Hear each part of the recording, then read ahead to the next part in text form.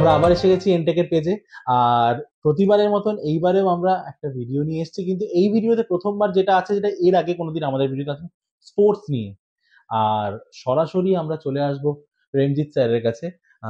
ওনার introduction নতুন করে দেওয়ার কোনো দরকার নেই, কিন্তু তাও আমি চাইবো উনি সরাসরি আপনাদের সাথে কথা বলুন। Sir, over to you. নমস্কার, আমি প্রেমজিৎ সেন, রাজ্য ক্যারাটে সংস্থার প্রেসিডেন্ট এবং referee commission chairman karate India অর্গানাইজেশনের। আরো আছে, কথায় কথায় আরো বলতে থাকবো।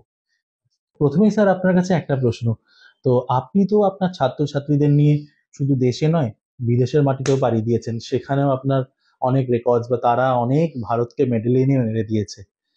আর আপনার ছাত্রছাত্রীদের মুখে ছাড়াও যারা আপনার কাছে প্র্যাকটিস করতে চায়, তো এই সব নিয়ে ইন্ডিয়ার ক্যারাটের ভবিষ্যৎকে, স্পোর্টসের যে একটা সেগমেন্ট ক্যারাটে ধরা যেতে পারে, যেটা বলা যেতে পারে অনেকটাই অবহেলিত, তো ইন্ডিয়ার ক্যারাটের ভবিষ্যৎ হিসেবে আপনি কি দেখছেন? আফটার ক্রিকেট আর ফুটবল, যদি ম্যাক্সিমাম প্লেয়ার কোনো গেমে থাকে, দ্যাট ইজ কারাটে। আপনি বললে অবিশ্বাস্য লাগবে, but that is fact. Near about 8 lakh karate practitioner শুধু ওয়েস্ট বেঙ্গলে আছে। 8 লাখের মতো ক্যারাটেকার শুধু ওয়েস্ট বেঙ্গলে আছে। আপনি জায়গা বলুন, আমি আমার ব্রাঞ্চ বলবো। পাহাড় থেকে সুন্দরবন, সুন্দরবন থেকে সমতল, সমতল থেকে জঙ্গলমহল, হেন কোনো জায়গা নেই যে আমাদের অর্গানাইজেশন না বলতে পারি। Everywhere, all over West Bengal, শুধু ওয়েস্ট বেঙ্গলটা বললাম। ভারতবর্ষের হেন কোনো কাশ্মীর থেকে কন্যাকুমারী, কোনো এমন জায়গা নেই যেখানে আপনি ক্যারাটেকার পাবেন না। তো এই ক্যারেটে কি আপনি বলা যেতে পারে যে এটা একটা সুরক্ষা, একটা যেইভাবে আপনি আপনার প্রশিক্ষণে নারীরাও ক্যারেটে করছে, বা তারাও বিভিন্ন দেশ থেকে মেডেলিয়ান নিয়ে এসে, মালয়েশিয়া, এর একটা অনেক কেউ দেখেছি আমরা, আপনার এর আগেও ইভেন্ট অনেক দেখেছি, তো সেখানে দাঁড়িয়ে কি এটা বলতে পারেন নারীদেরও একটা কোথাও সুরক্ষার একটা জায়গা এটা ক্রিয়েট করছে? দেখুন, প্রতিবাদ জানানোর অনেক পদ্ধতি আছে। আমি দেখি যে কোনো কিছু ঘটে যাওয়ার পরে প্রতিবাদ জানানো খুব important, but at the end of the day, candle light won't help you. প্রতিবাদ জানান, কিন্তু প্রতিবাদের জায়গাটাই আসতে দেবেন না। আজকে ডাইনোসরাস লুপ্ত, রাইট? যেদিনকে পেপারে দেখবেন 4-5টা ছেলে একটি মেয়েকে অসভ্যতামি করতে গেছিল এবং তারপরে তাদের এই অবস্থা হয়ে গেছে, সেই অবস্থা হয়ে গেছে, দেখবেন এই ইভ টিজিং জিনিসটাও ডাইনোসরাস হয়ে যাবে, লুপ্ত হয়ে যাবে। ঘরে ঘরে যখন প্রত্যেক মা দুর্গারূপী হবে না, তখন এই জিনিসটাই চলে যাবে। ইটস আ ডিজিজ, এই ডিজিজটা লুপ্ত হয়ে যাবে। তাই প্রচুর প্রচুর নারী আমাদের কাছে, মেয়েরা আমাদের কাছে আত্মরক্ষার কলা কৌশল শেখে। ইনফ্যাক্ট এমনও আছে, মাও আছে, মেয়েও আছে। So we have lots of student like that in all age. And আরেকটা জিনিস বলি, কারাটে শেখার কিন্তু কোনো বয়স নেই। মিনিমাম 3 বছর, ম্যাক্সিমাম 60 বছরেরও স্টুডেন্ট আছে। So it's very very important যে নিজের আত্মরক্ষা যদি নিজেই না করতে পারলাম, then what is the use of it? তো আপনারা তো দেখতে পেলেন, খুবই গুরুত্বপূর্ণ তথ্য উঠে এলো, যে শুধু মেয়েদের একটা ফ্যাসিনেশন স্পোর্টসের জন্য নয়, ফর দেয়ার ওন প্রোটেকশন, মানে তারা যাতে তাদের নিজের ঢাল হয়ে উঠতে পারে, যেটা উনি বললেন। মানে উনি কোনো ক্যান্ডেল লাইটের এগেনস্টে নয়, কিন্তু উনি বলছেন ক্যান্ডেল লাইট অব্দি যাবে কেন, তার আগেই প্রোটেস্ট করতে হবে। তো সেই জায়গাটায়, মানে সেই জায়গাটা কতটা ভালো হতে পারে সমাজের জন্য, যে আজকে কোনো নারী যদি সে নিজের সুরক্ষা নিজেই করতে পারে, সেটার জন্য এরকম লোকেদের অনেকটাই অবদান আছে। খুবই প্রসিদ্ধ, মানে একটা স্পেশাল টেকনিক, যেটা মানে এরকম অনেক টেকনিক আছে, তার ভেতরে একটা ঘরানা আছে শিটোরিউ। তো স্যার, আপনার কাছে কি শুধু শিটোরিউটা নিয়েই আপনি প্র্যাকটিস করান, নাকি আরো? অ্যাকচুয়ালি এই কনসেপ্টটা যেটা আছে না, হুম, অ্যাজ পার মডার্ন কারাটে, হ্যাঁ, completely wrong.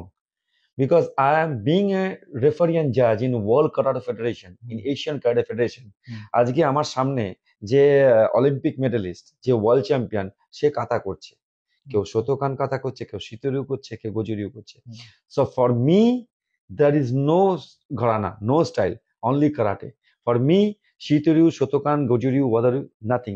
বিকজ আমার অর্গানাইজেশনে প্রচুর প্রচুর প্রচুর, ইজ নট একটা দুটো, প্রচুর প্রচুর শতকান মেম্বাররা প্র্যাকটিস করে। Because I know Shotokan, I know Shitoryu, I know Gojuryu. Because without knowing this style, I can't be a good referee আর গুড জাজ। এবং আজকে এত বছরের আমার ভালো কাজের জন্য ওয়ার্ল্ড কারাটে ফেডারেশন থেকে প্রথম বাঙালি হিসাবে আমি ব্রোঞ্জ পিনও অর্জন করেছি ওয়ার্ল্ড কারাটে ফেডারেশন থেকে। So I have good knowledge in all the major style. আর সত্যি কথা বলতে কি, পশ্চিমবাংলায় মানে খুব কম জন আছে যারা এই শতকান ক্যারাটেরা জানে। আমি জানি কারা জানে, 2-3 জন ছাড়া বাকি সব ওই নামে চলছে। So it's not for me, it's nothing, সব all are same. So it's only karate, যেটা স্যার বললেন, অনলি ক্যারাটে। তো আপনার যে খ্যাতি শুধু দেশে নয়, এখন বিদেশেও পাড়ি দিয়েছে। তো সেখানে দাঁড়িয়ে যদি বলা যায় যে একটা সাফল্যর একটা চাবিকাঠি তো কিছু থাকে, সেটা যদি একটু বলেন দর্শক। দেখুন, কিছু কিছু খেলাতে কিছু হুম। কিছু পাগল মানুষ আছে। হুম। পাগল ইন দ্য সেন্স যে 24 ঘন্টা চিন্তা করে সেই গেমটাকে নিয়ে। হুম। আপনি সেটা ক্রিকেটও দেখতে পারেন, ফুটবলেও, বাস্কেটবল, ভলিবল, যে কোনো গেমে। তো ক্যারাটেতে আমি বলতে পারি আমি এরকম শয়নে স্বপনে সবসময় আমি চিন্তা করি ক্যারাটের ডেভেলপমেন্ট, ক্যারাটের চিন্তা। এবং একটা যোদ্ধার পরিচয় কি? তার তরবারের শান আছে কিনা। যেদিনকে তার তরবারের শান থাকবে না, সে আর যোদ্ধা না। তো একটা কারাটেকারের পরিচয় তার পারফরমেন্স। হুম। আমি মুখে বললাম আমি এই জগতাং মারিতং, এই করলাম সেই করলাম, but at the end of the day, what is your credential, what is your credibility?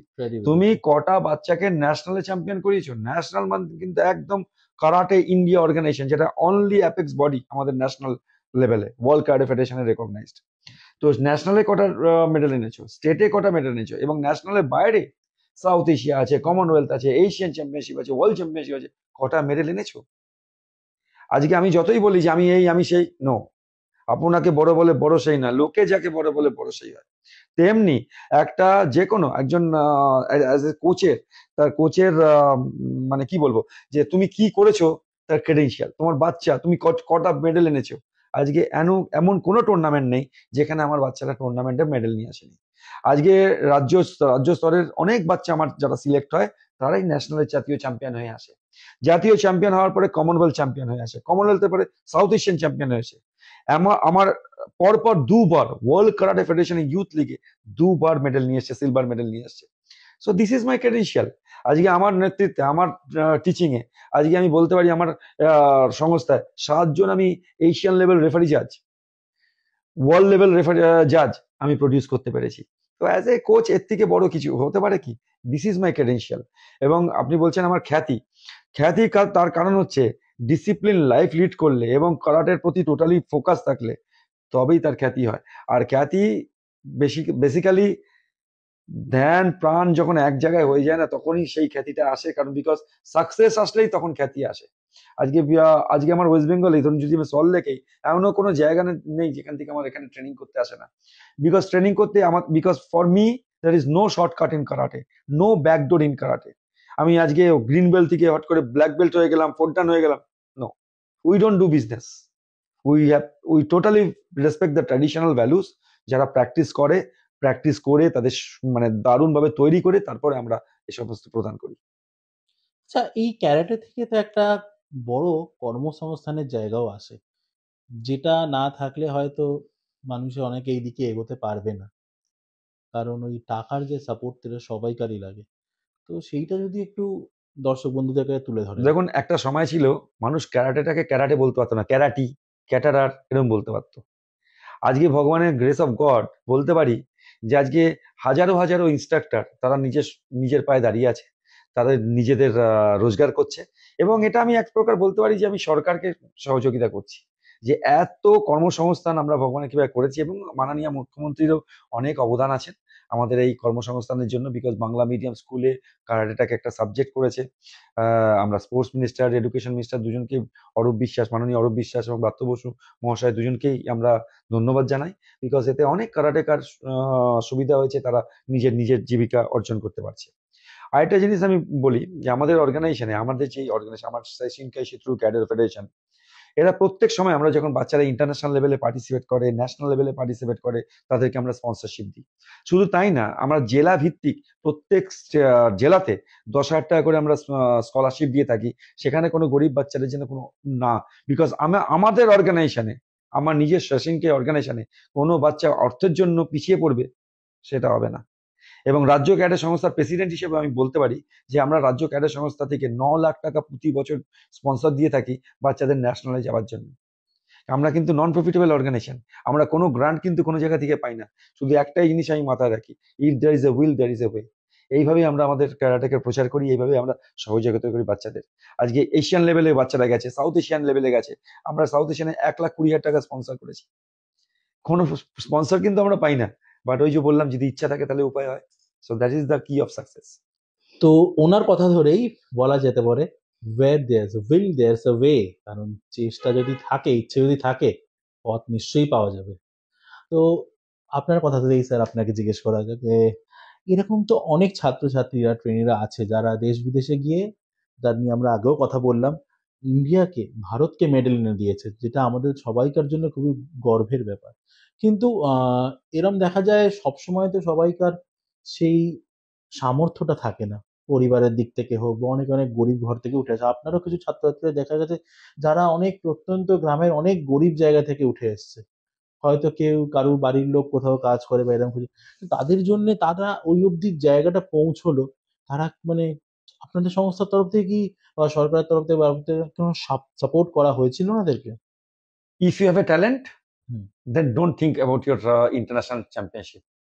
তুমি যদি বারবার ন্যাশনালে মেডেল নিয়ে আসো, ইস মাই ডিপার্টমেন্ট।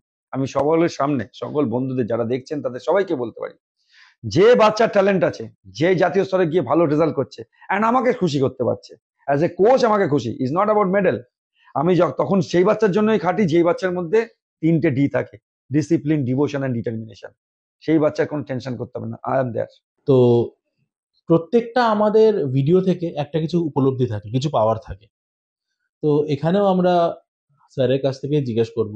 স্যার আগেও অনেক গুরুত্বপূর্ণ কথা বলেছে, তাও একবার জেনে নেব যে যদি এই ভিডিও থেকে কিছু পাওয়ার মতন থাকে, সে যে কোনো ক্যারাটে লাভার হতে পারে, যে কোনো স্পোর্টস লাভার হতে পারে, বা যে কোনো কোনো সাধারণ ব্যক্তিও হতে পারে, কি পাওয়া যেতে পারে স্যার?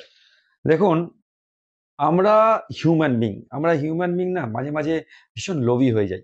ইন দ্য সেন্স, এখানে এত টাকা রাখলে আপনি 10 গুণ টাকা পাবেন। আমরা একবারও দেখি না ওটা সেবির অনুমোদিত আছে কিনা, রিজার্ভ ব্যাংকের অনুমোদিত আছে কিনা, রাইট? সেম ইন কারাটেও প্রত্যেক জায়গায় সৎ অসৎ, সৎ অসৎ সব জায়গায় আছে, ব্ল্যাক অ্যান্ড হোয়াইট সব জায়গায় আছে।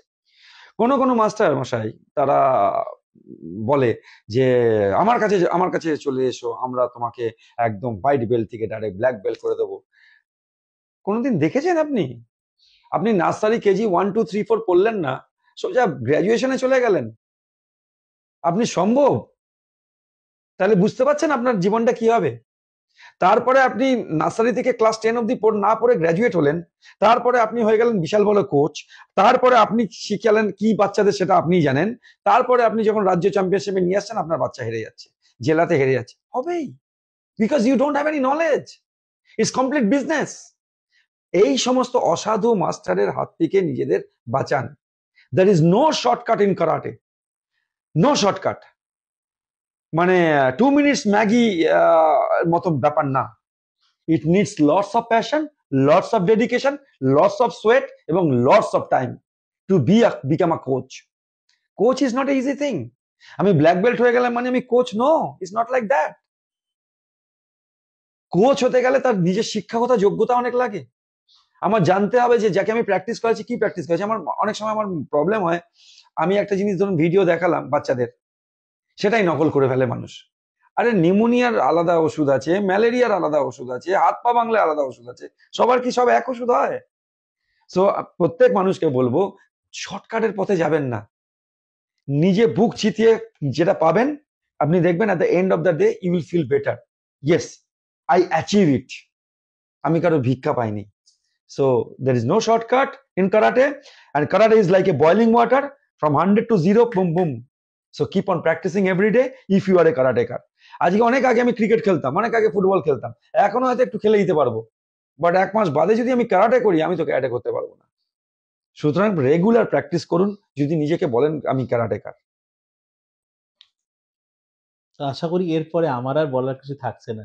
স্যার যা যা গুরুত্বপূর্ণ কথা বললেন, আজকের মতন এপিসোড আমরা এটা দিয়েই শেষ করলাম। দেখতে থাকুন এনটেক।